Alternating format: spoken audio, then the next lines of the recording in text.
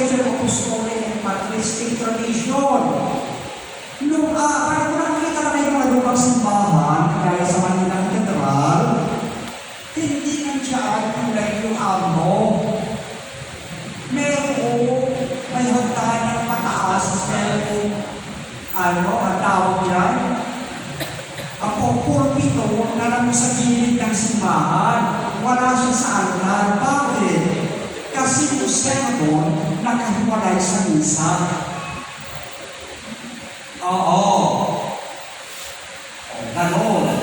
Kaya, yung mga misa nila sa Agustin, nila St. Ambrose, nila St.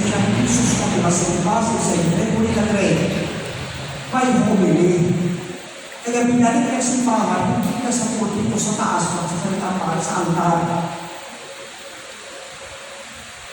Second, walang prayer of the faithful sa PLM. Ibinalik ng simbahan. Kasi na-research na yung mga misa nila St. Justin Martyr, yung mga fathers of the church, may prayer of the faithful. May prayer of the faithful. Kaya, tradisyon yan. Next, penitential rites na ako sa isa pa, wala sa TLM. Wala epiclesis. Ano yung epiclesis? Diba sabi?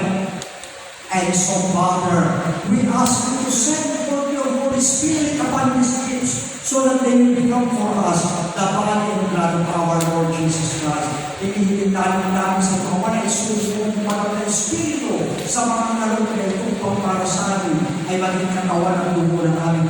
Inatawag ang Espiritu Santo na bumaba sa mga alay para maging katawan ng dugo ni Kristo. Wala yan sa PLM. Walang epiclesis. Kaya, more yung matological ang misa natin ngayon. Okay? Kasi si Kristo nagkatawang tao sa kapangyarihan ng Espiritu Santo.